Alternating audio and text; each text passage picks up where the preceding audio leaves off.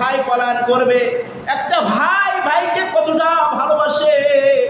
বড় ভাই নিজে না খাইয়া নিজে কষ্ট করে মেহনত করে ছোট ভাইদেরকে লেখাপড়া করায়। কি করে? নিজে খায় না, নিজে না খেয়ে টাকাগুলো সঞ্চয় করে ছোট ভাইকে দেয়। ছোট ভাই বড় ভাইকে যদি কেউ আঘাত করে, ছোট ভাই নিজের জীবন ভাজে রেখে নিজের জীবন দেয়। ভাই ভাইয়ের জন্য জীবন দেয়, কেউ কিন্তু কারোর জন্য জীবন দিতে চায় না। ভাই ভাইয়ের জন্য জীবন দেয়। ভাই ভাইয়ের মধ্যে যে ভালোবাসা থাকে, এত ভালোবাসা ভাইকে কেউ আঘাত করলে আর এক ভাই সহ করতে পারে না। এই দিনও সেই দিন, এমন একটা ভয়ঙ্কর সময় এসে যাবে, সেই দিন ভাই ভাইকে পরিচয় দিবে না। আল্লাহ রাব্বুল আলামিন সেই কথাই কোরআনে কারিমের ভিতরে বলেন, ইয়াউমা ইয়াফিরুল মারউ মিন আখি। সেই দিন আপনার ভাই ভাইকে পরিচয় দিবে না। ওয়া উম্মিহি ওয়া আবি। সেই দিন মা বাবা কেউ কাউকে পরিচয় দিবে না। সেই মা নিজে না খাইয়া আমাদেরকে খাওয়াইছে, কোন শীতের ভিতরে মাকে যখন বললাম মা পেশাব করে দিব, মা আরামের ঘুম হারাম করে কষ্ট করে মেহনত করে সারা রাত দাঁড়ায় থাকতেন, নিজে ভিজা জায়গায় শুইতেন, আমাদের শুকনো জায়গায় শোয়াইতেন। মার পেটে ক্ষুধা, এরপর নিজে না খাইয়া আমাদের খাওয়াইছেন। যে এরকম ভাবে একটা পাখি নিজে খাবার না খাইয়া সন্তানকে খাওয়ায়, মানুষ তো আরো বেশি মহাব্বত করে।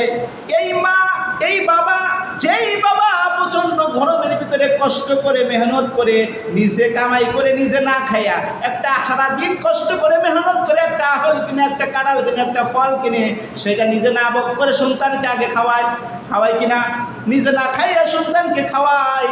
এত ভালোবাসে। সেই দিন সেই মা বাবাও আপনাদেরকে ধরা দেবে না। আল্লাহ রাব্বুল আলামিন সেটাই বলেন, ওয়া উম্মিহি ওয়া আবি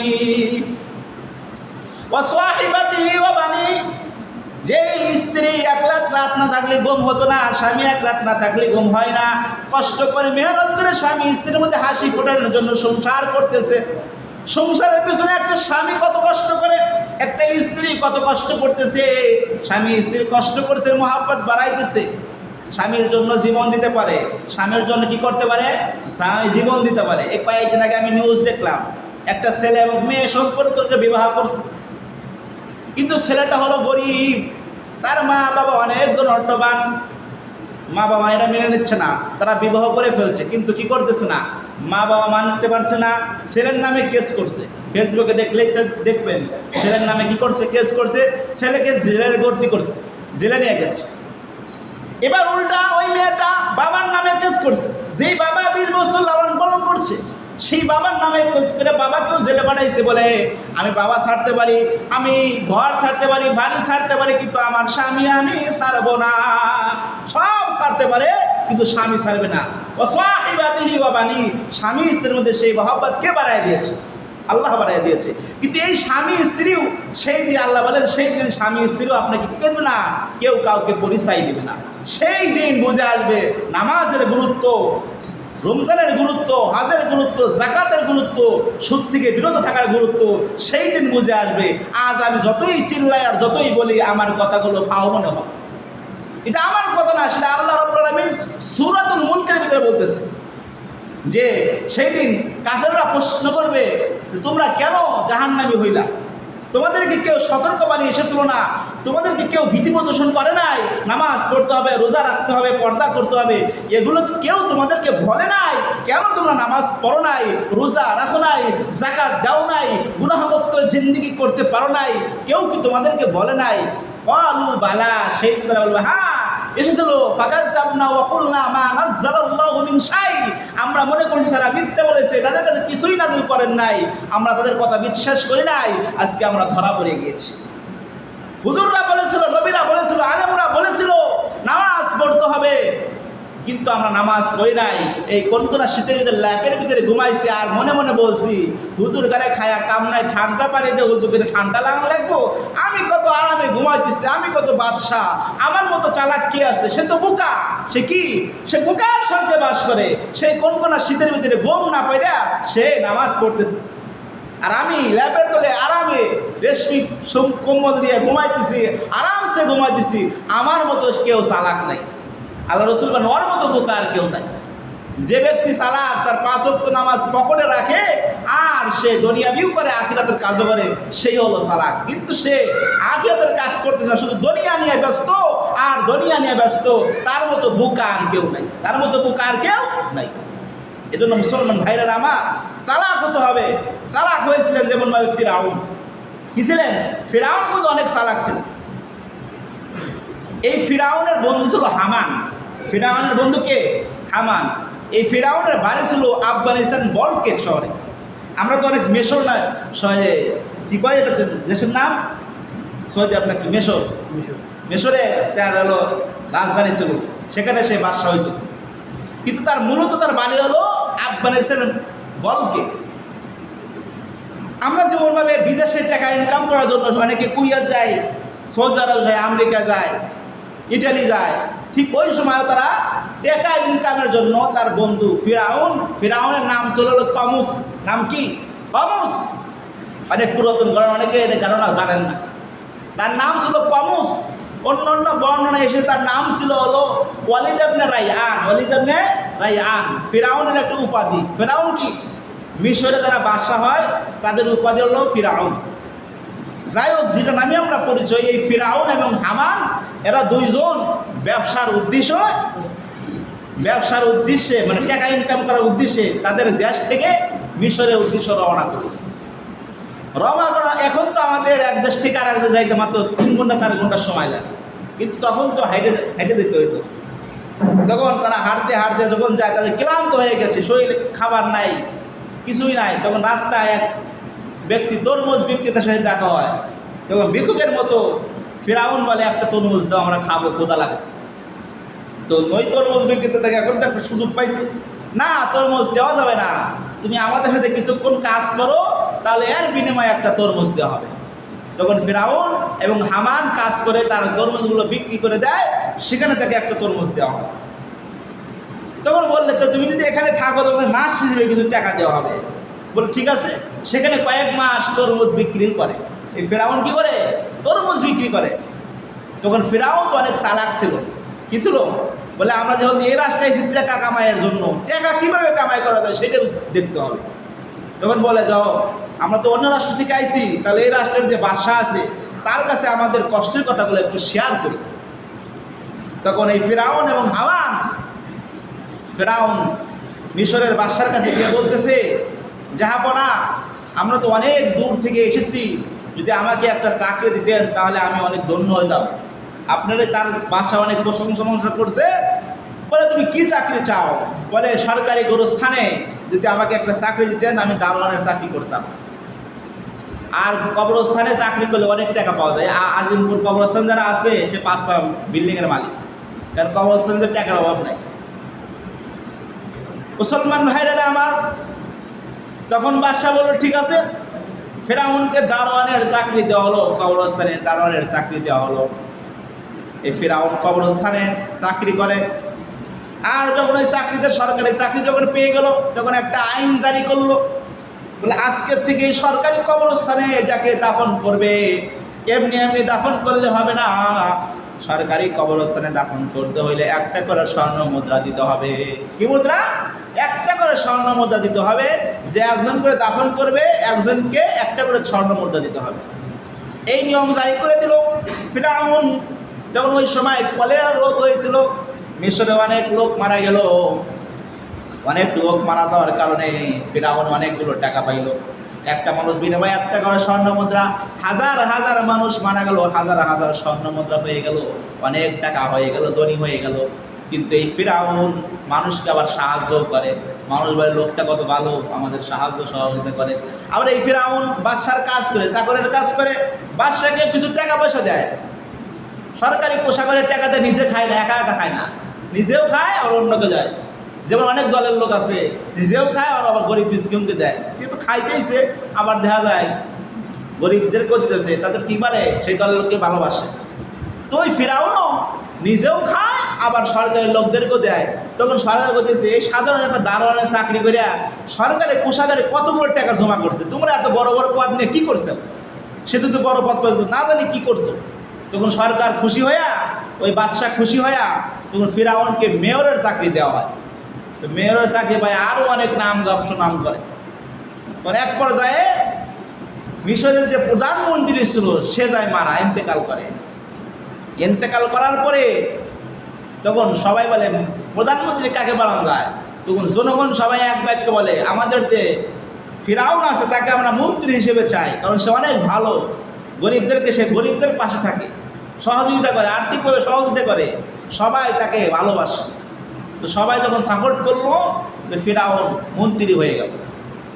মন্ত্রী হওয়ার পরে এবার ফিরাউন বাদশাকে অফার করলো, বাদশাহ জাহাপনা, এই যে আমরা গরিবরা সরকারি ট্যাক্স দেয়, খাজনা ট্যাক্স দেয়, ট্যাক্সগুলো আপনি মওকুফ করে দেন 2 বছরের জন্য।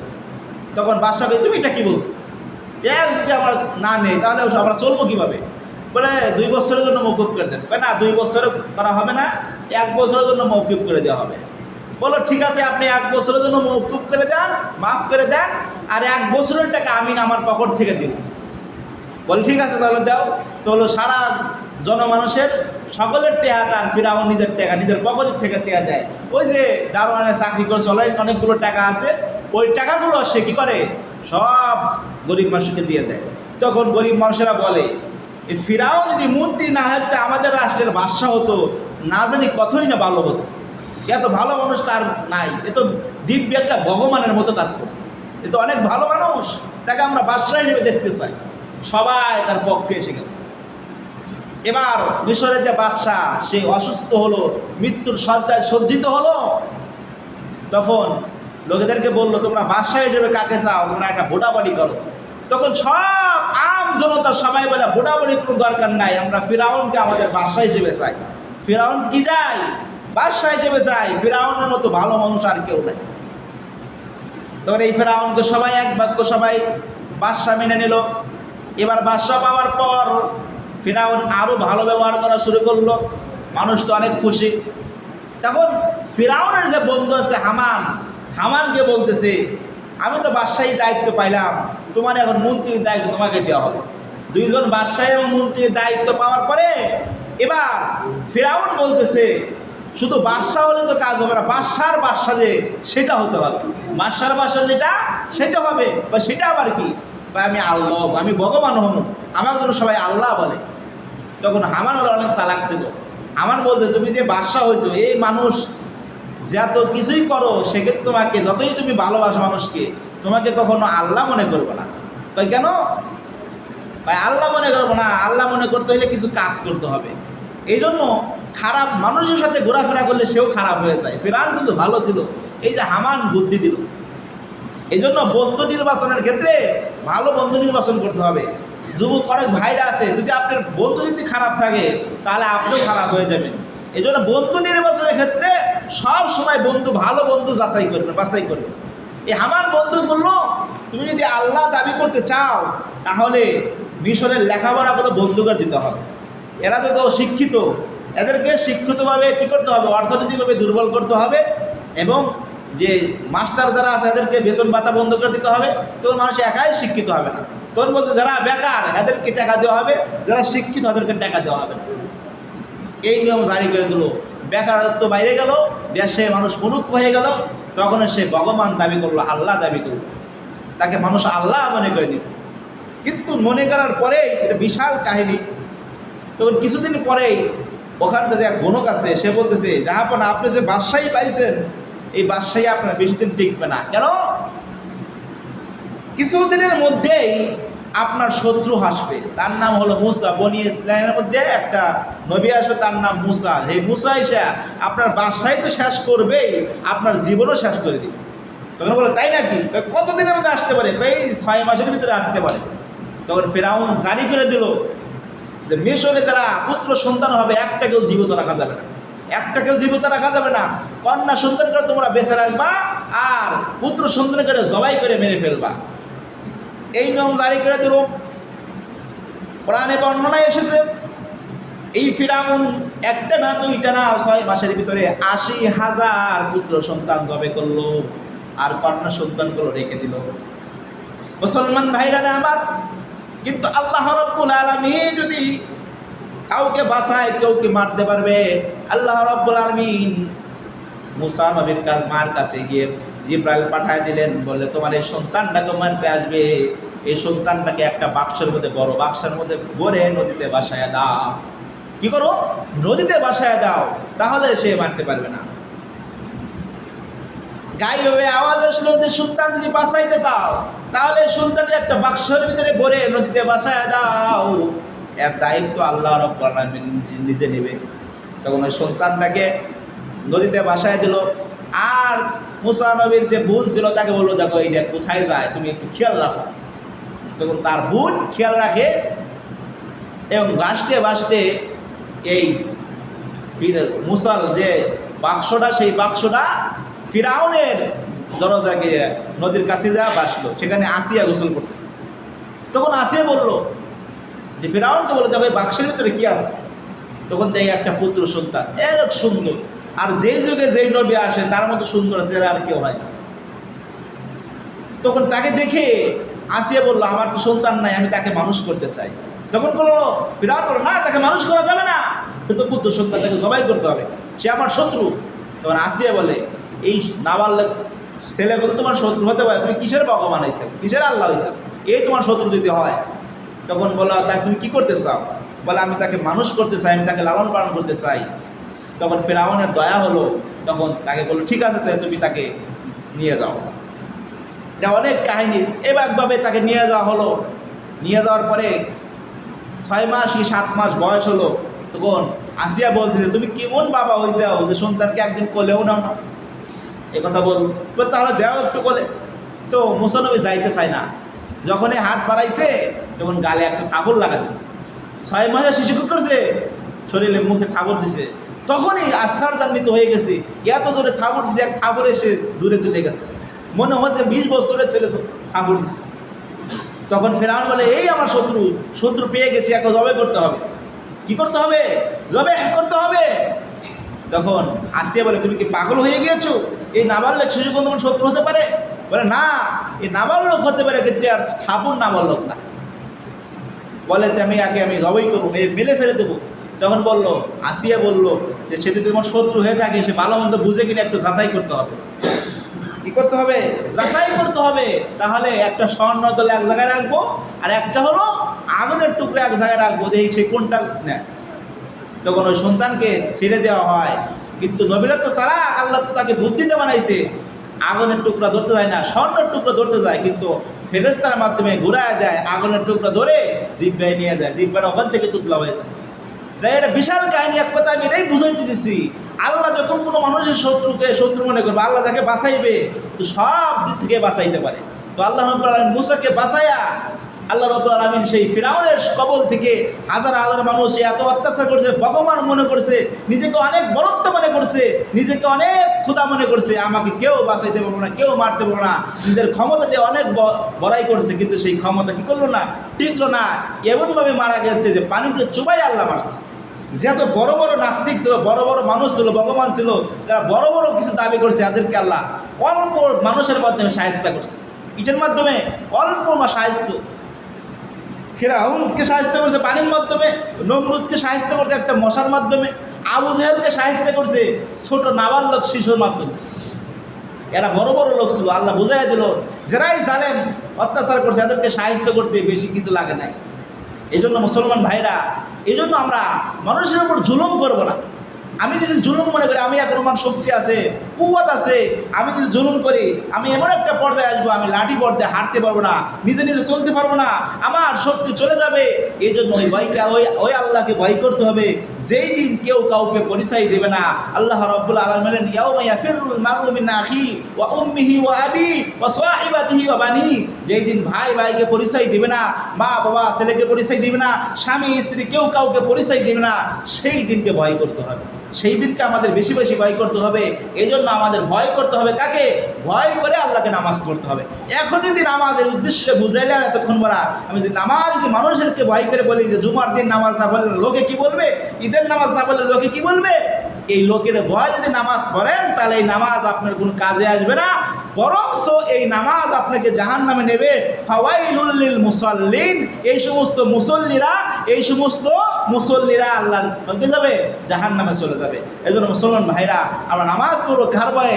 আল্লাহর ভয়ে। আল্লাহ রাব্বুল আলামিন আমাদের সবাইকে আল্লাহর ভয় বেশি বেশি ঢুকিয়ে দিক।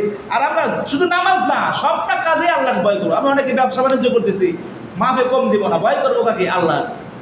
মিথ্যা কথা বলবো না, সুদ খাবো না, ঘুষ খাবো না, সব কিছু ভয় করতে হবে আল্লাহকে। এখন আমি দেখতেছি আমি সুদের পর টাকা লাগাইলে লাখে আমি বছরে 30,000 কামাই করি, কিন্তু আমি এটা যদি ব্যবসা বাণিজ্য করি এত তো আমার নাই হতে পারে, লস দিতে পারে। এই যে আমি পেঁয়াজ বুনতেছি, কাঁচামাছ বুনতেছি, ধান চাষবাস করছি, অনেক লস যায়, কি যায়? কিন্তু সুদে কারবার করে কোনো লস নাই, লসের কারবার নাই। কিন্তু ভয় করতে হবে কাকে? যেহেতু আল্লাহ এটা হারাম করে দিছে, এটার থেকে আমার বিরত থাকতে হবে।